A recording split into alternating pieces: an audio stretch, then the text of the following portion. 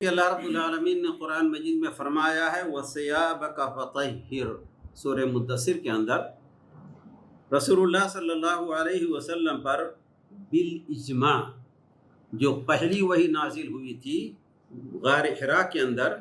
اقرأ بسم ربک الذی خلق خلق الانسان من علق اقرأ وربک الاکرم الذی علم بالقلم، اس میں تو کسی کا اختلاف نہیں ہے۔ بعض روایت کے اندر جو عبداللہ ابن جابر ابن عبداللہ رضی اللہ تعالیٰ عنہما سے ہے، وہ کہتے ہیں کہ سب سے پہلی صورت یا ایھا المدثر قم فانذر وربک فطہر وربک فکبر وثیابک فطہر، کہتے ہیں یہ سب سے پہلے، لیکن سب سے پہلے کا مطلب یہ کہ پہلی جو وحی نازل ہوئی تھی تو کچھ دنوں کے لیے وحی کا سلسلہ بند ہو گیا تھا۔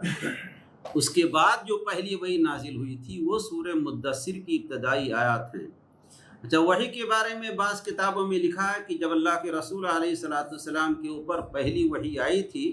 اقرأ بسم ربک الذی خلق غار حرا کے اندر، تو 3 سال تک پھر وہ وحی کا آنا موقوف تھا۔ یہ صحیح نہیں ہے،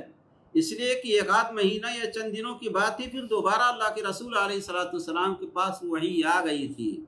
البتہ جو 3 سال کا تذکرہ ہے کہ 3 سال تک رسول اللہ صلی اللہ علیہ وسلم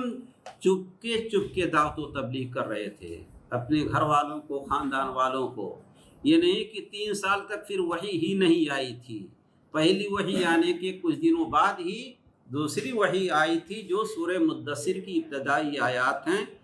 یا ایھا المدثر قم فانذر۔ اور یہ اصل میں رسول اللہ صلی اللہ علیہ وسلم جب پہلی وحی نازل ہوئی تھی تو آپ بے قرار تھے، اور کسی طرح سے آپ کو یہ خبر دے دی گئی تھی کہ آپ اس امت کے نبی اور رسول ہونے والے ہیں، تو اللہ کے رسول علیہ السلام بے چین تھے، اس طرح سے میدانوں میں نکل جاتے۔